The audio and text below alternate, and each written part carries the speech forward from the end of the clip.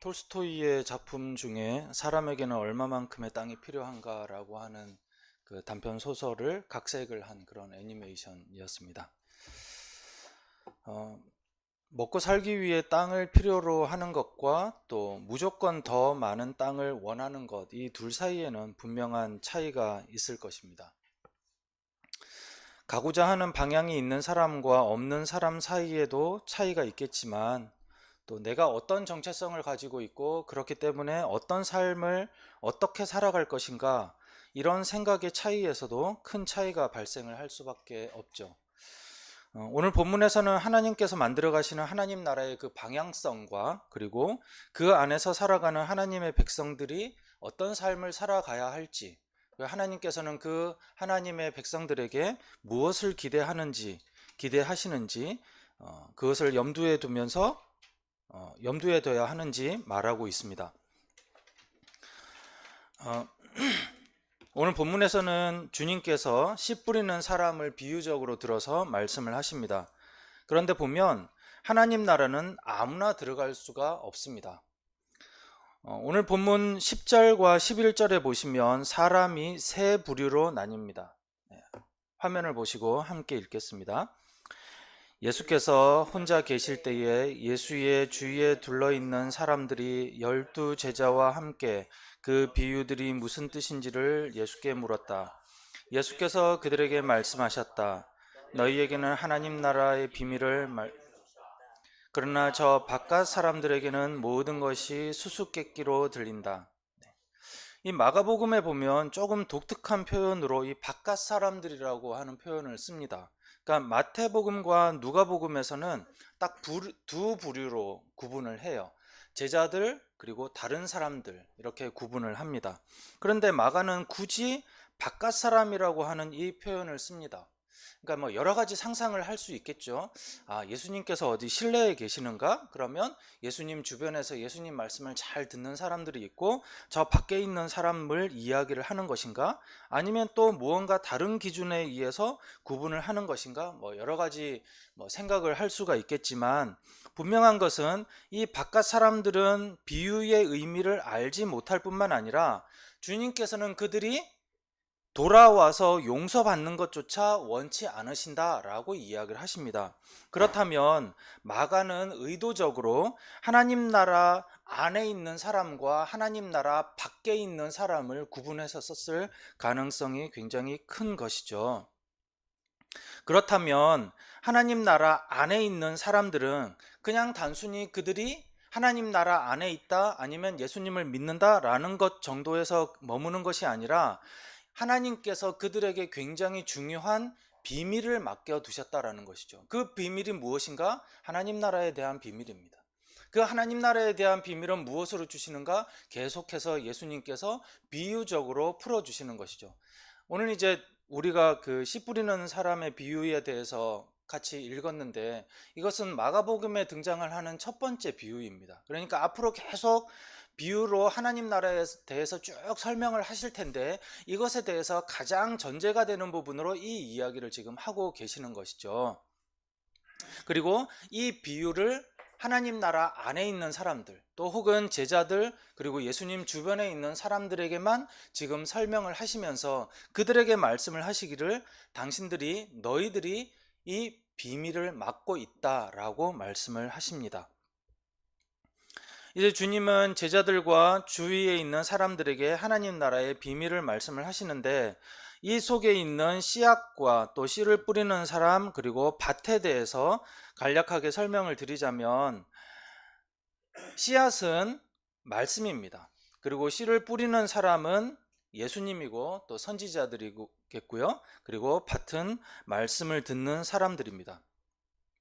제가 이 씨 뿌리는 비유에 대해서 한 2번 정도 같이 말씀을 나눈 적이 있는 것 같은데, 이 중동 지역 같은 경우에는 우리나라랑 좀 상황이 많이 다르죠. 그래서 농사를 짓는 문화가 좀 다릅니다. 그러니까 우리나라는 뭐 농사를 안 지어봤더라도 밭에 가면 다 보이잖아요. 이렇게 이랑과 고랑이 있습니다. 이렇게 있어가지고 거기에 이제 뭐 호미로 이렇게 해서 뭐 씨를 심죠. 이렇게 무언가를 심습니다. 그런데 이 사람들은 씨를 심지 않아요. 쭉 보면 여기에다가 이제 바구니에다가 씨를 쭉 담아가지고 다니면서 씨를 막 말 그대로 뿌립니다.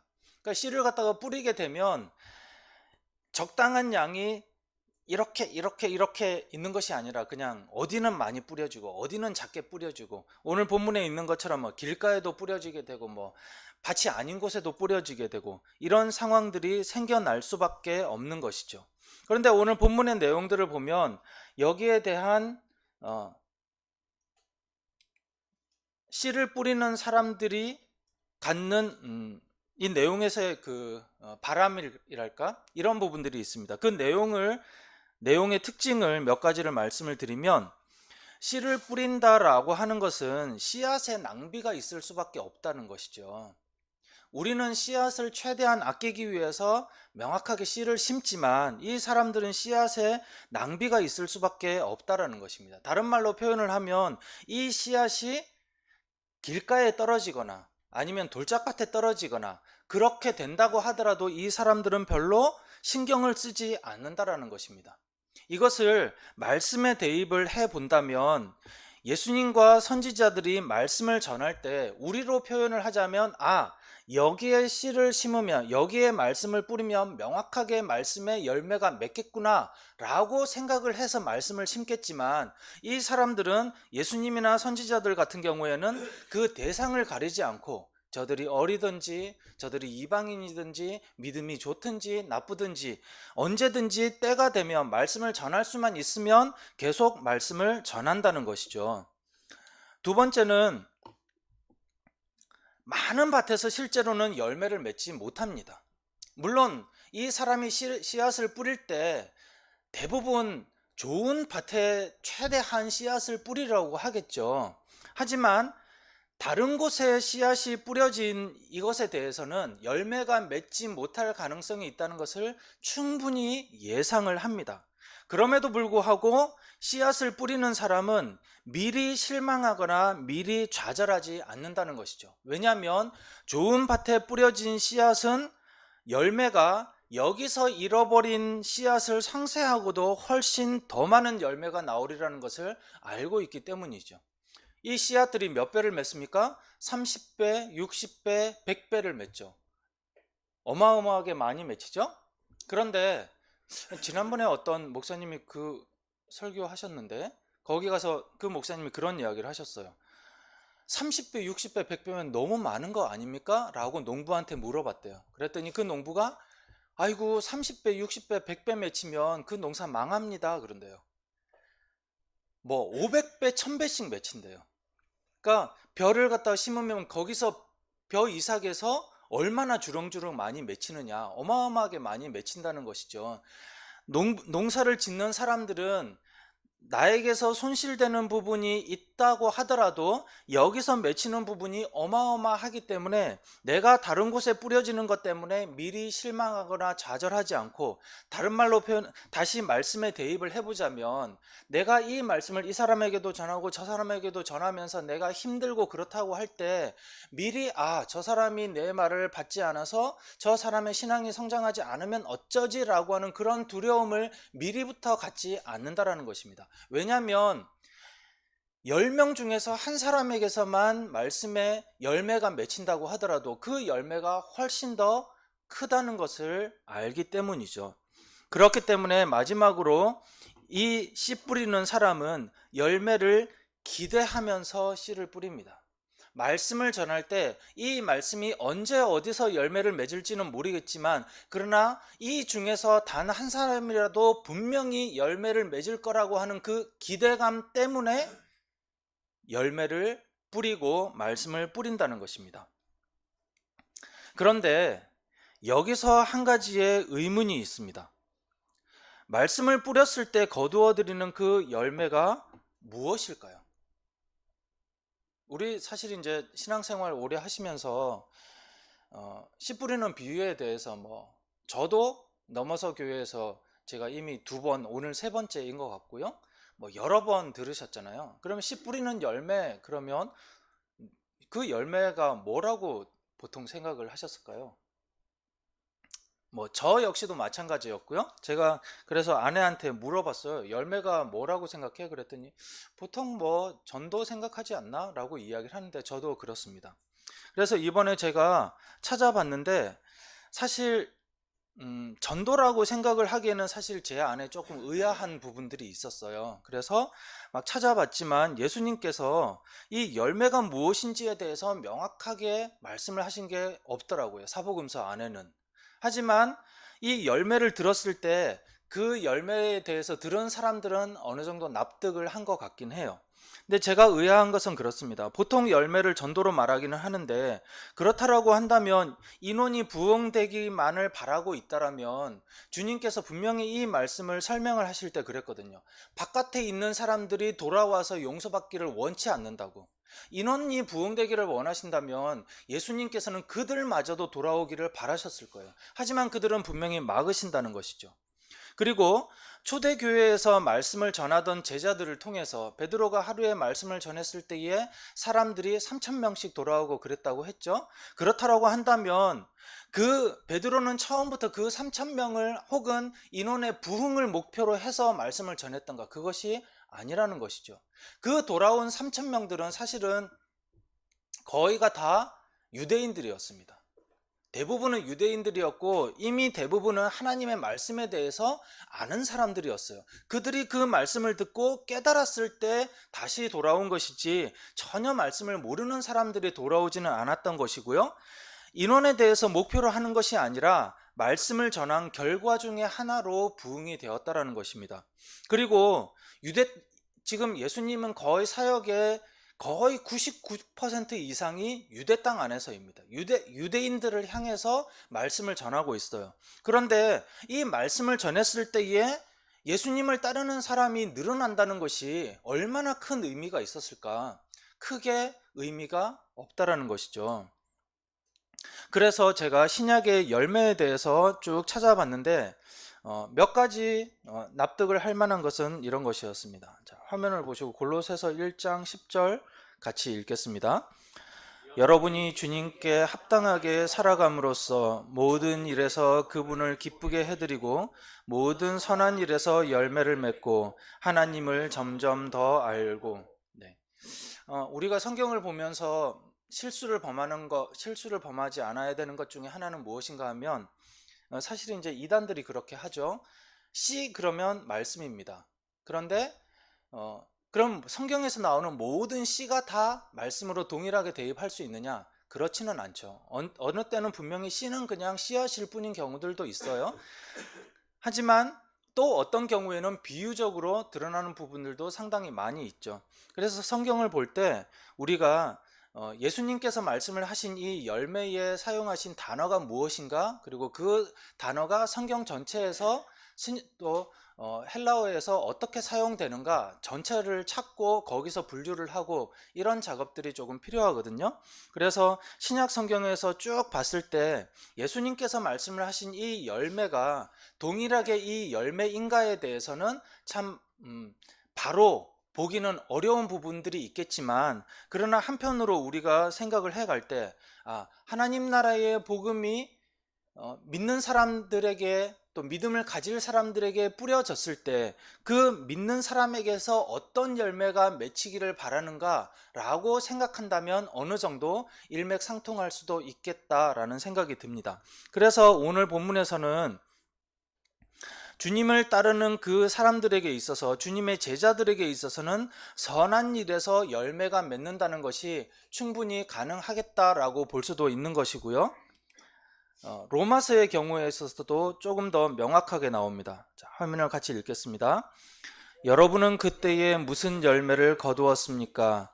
이제 와서 여러분이 그러한 생활을 부끄러워하지만은 그러한 생활의 마지막은 죽음입니다. 이제 여러분은 죄에서 해방을 받고 하나님의 종이 되어서 거룩함에 이르는 삶의 열매를 맺고 있습니다. 그 마지막은 영원한 생명입니다.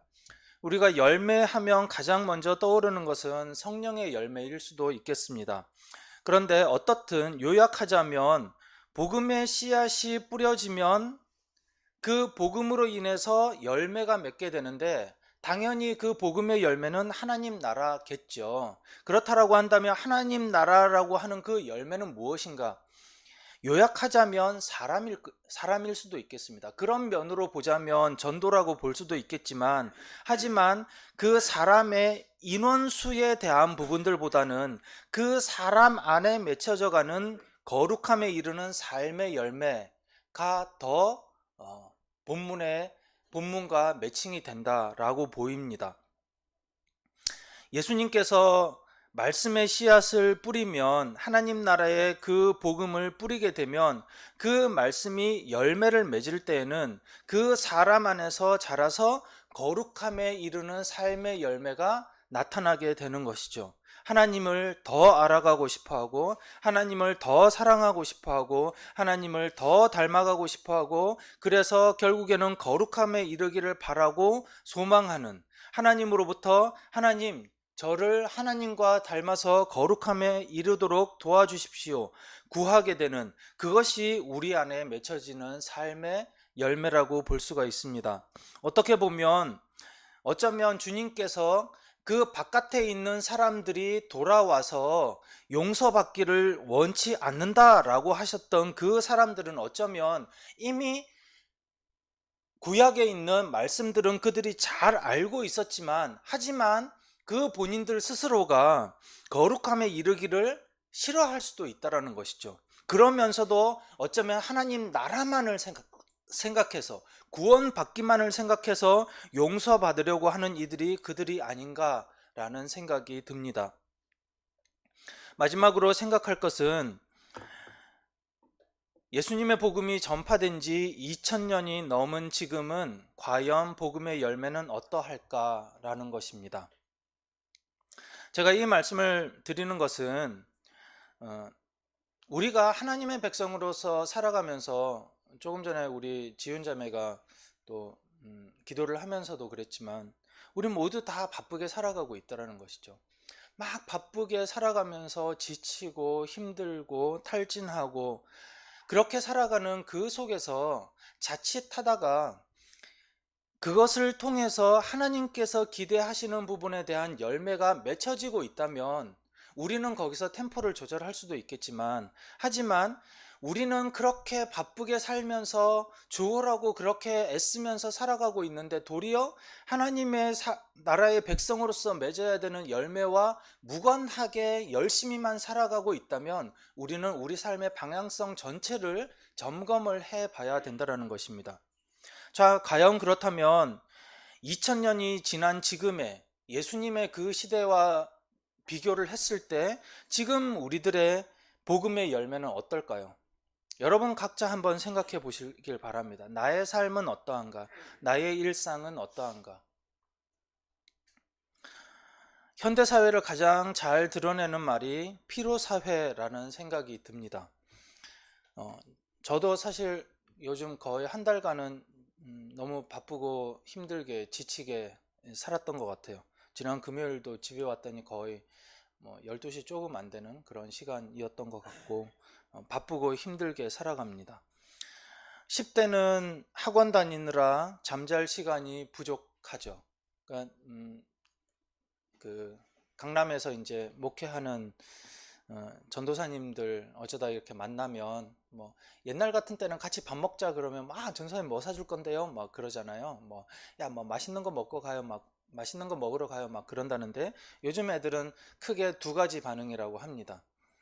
첫 번째는, 아유 전도사님 뭐 얼마 벌지도 못하는데 뭐 우리한테 뭐 얼마나 사주겠어요 라고 하는 게 하나의 반응이고요. 그리고 또 하나는, 전사님 우린 너무 바빠요, 시간이 없어요. 너는 뭐 하는데 바쁘는데? 우리 집에 오면요 밤 12시 넘어요. 맨날 막 새벽에 이제 막 학원을 갔다 몇 개 마치고 집에 오면 초등학생 애들이 거의 새벽 1시 2시에 자는 거죠. 그러니까 토요일도 계속 뺑뺑이 돌고 이러니까 너무 바빠서 전도사님 만나줄 시간이 없다는 거예요. 10대들부터 이미 바쁩니다. 20대 공부하고 알바하느라 시간이 없고요. 직장인들 역시도 마찬가지입니다. 맡겨진 일을 해내느라 바쁘고 조급하고 열심히 최선을 다해서 살아가지만 미래는 늘 불투명합니다. 저는 이 현대사회를 보면 우리들의 상황 자체는 어쩌면 예수님께서 말씀하신 그 네 가지 밭의 비유 중에 가시덤불에 떨어진 씨앗과 비슷하지 않은가라는 그런 생각이 듭니다. 물론 더 척박하고 어려운 상황들이 있기는 하지만 우리 현대 문화는 점점 더 가면 갈수록, 점점 더 풍요로워지면 풍요로워질수록 사실은 더 여유로워지고 성경을 돌아볼 수도 있고, 그래서 성경에 대한 그런 해석들도 더 많아지고 적용할 수도 있는 시간들도 더 많아지는 것 같지만, 우리의 삶을 보면 정말 하루에 한 장 성경 읽기도 너무 힘든 거죠. 계속 끊임없이 머릿속은 복잡하고 바빠지는 것 같습니다. 요즘 우리 TV 틀기만 하면 뭐 스마트폰에서 언제든지 다른 교회 목사님들 찾아볼 수 있잖아요. 예전에 유튜브로 막 이런 게 막 활성화되고 이랬을 때 많은 목회자들이 경계했던 게 무엇인가 하면, 문명이 발달하면 발달할수록 작은 교회의 성도들이 계속 큰 교회 목사님들 설교 듣고 귀는 더 높아지고, 그래서 큰 교회로 갈 가능성이 크다라고 생각을 했습니다. 그리고 성경에 대해서 보는 눈이 더 높아져서 목회자들의 설교에 대해서 맨날 비판만 해대고 잘 안 들을 거다, 그런 이야기도 참 많이 했어요. 그런데 제가 지금에 와서 보니 많은 이들이 그 목회자들의 설교조차 볼 시간조차도 없는 거예요. 그렇게 너무도 다 바쁘게 살아가고 있습니다. 우리의 삶은 풍요로워지기 위해서, 아니 풍요 이전에 먹고 살기 위해서 끊임없이 고민하는 그 자체가 마치 가시덤불 속에 떨어져 있는 것처럼, 그래서 열매가 맺히기 직전임에도 불구하고 결국에는 열매를 맺지 못하는 그러한 것이 현대 문명의 삶이 아닌가라는 그런 생각이 듭니다. 그런데 거기서 우리가 더욱더 경계해야 되는 것이, 그것이 우리의 일상이라는 것이죠. 그것이 우리에게 너무 당연한 것처럼 여겨진다는 것이죠. 이 익숙한 일상이 그래서 더 치열하게, 더 열심히 살아야 하기 때문에 그렇게 하는 삶이지만, 그러나 사실은 이 일상이 하나님 앞에서 열매를 맺기 어려운 현실이라는 것을 우리들이 경계하면서 봐야 되는 것입니다.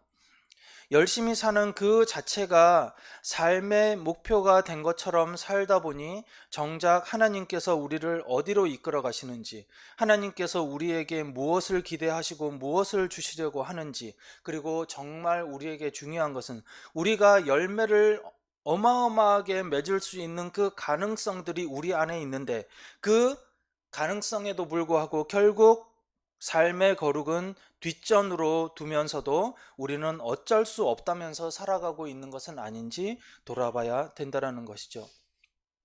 사랑하는 가족 여러분, 우리는 분명히 기억해야 됩니다. 주님께서는 그 제자들에게 하나님 나라의 비밀을 맡겨주셨습니다. 우리는 그 비밀을 소유하고 있는 사람이죠. 그 비밀을 아는 사람은 하나님 나라의 풍성한 열매를 맺을 수 있는 사람입니다. 그 풍성한 열매가 어느 정도인가? 너무나 어마어마해서 감당할 수 없을 정도로, 세상에 어마어마하게 많이 손실되는 것들을 다 상쇄하고도 남을 정도로 맺을 수 있는 열매가 우리 가운데 가능성으로 있다라는 것이죠. 사랑하는 가족 여러분, 그래서 우리 모두가 우리 자신에 대해서 다시 한번 돌아보고 그 가능성에 대해서 자신감을 가지고 우리를 통해 풍성한 하나님의 나라가 드러날 수 있기를 예수 그리스도의 이름으로 축원합니다.